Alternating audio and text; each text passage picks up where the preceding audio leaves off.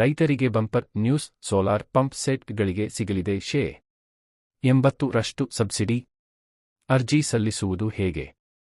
ಬೆಂಗಳೂರು. ಹಗಲಿನಲ್ಲಿ ವಿದ್ಯುತ್ ಕೊರತೆ, ರಾತ್ರಿ ಹೊತ್ತು ಹೊಲದಲ್ಲಿ ನಿದ್ದೆ ಕಳೆದು ನೀರು ಹಾಕುವ ಸಮಸ್ಯೆಗೆ ಪರಿಹಾರವಾಗಿ ಪಿಎಂ ಕುಸುಮ ಯೋಜನೆ ರೈತರಿಗೆ ಆಶಾಕಿರಣವಾಗಲಿದೆ.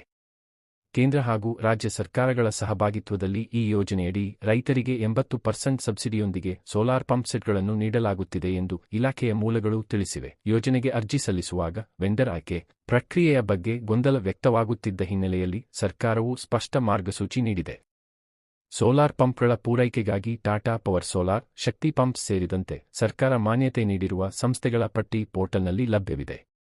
ಸಬ್ಸಿಡಿ ಹಂಚಿಕೆ ಹೀಗಿದೆ. ಪಂಪ್ಸೆಟ್ ಬೆಲೆ ₹2 ಇದ್ದರೆ ಕೇಂದ್ರ ಸರ್ಕಾರ 30%, ರಾಜ್ಯ ಸರ್ಕಾರ 50% ಮತ್ತು ರೈತರು ಕೇವಲ 20% ಮೊತ್ತವನ್ನು ಪಾವತಿಸಬೇಕಾಗುತ್ತದೆ.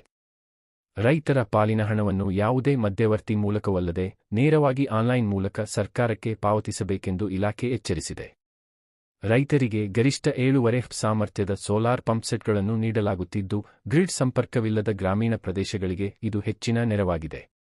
ಅರ್ಜಿ ಸಲ್ಲಿಕೆ, ದಾಖಲೆಗಳ ಅಪ್ಲೋಡ್, ವೆಂಡರ್ ಆಯ್ಕೆ ಹಾಗೂ ಪಾವತಿ ಪ್ರಕ್ರಿಯೆ ಕಂ ಪೋರ್ಟಲ್ನಲ್ಲಿ ಆನ್ಲೈನ್ ಮೂಲಕ ಮಾಡಬಹುದಾಗಿದೆ.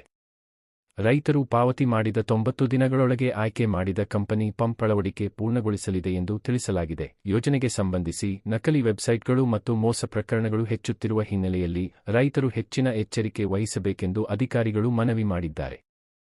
ಈ ವಿಷಯದ ಕುರಿತ ನಿಮ್ಮ ಅನಿಸಿಕೆ, ಅಭಿಪ್ರಾಯ, ಸಲಹೆ ಕುರಿತಾಗಿ ಕಾಮೆಂಟಿನಲ್ಲಿ ತಿಳಿಸಿ. Thank for watching. Please follow, subscribe, like and share to support me.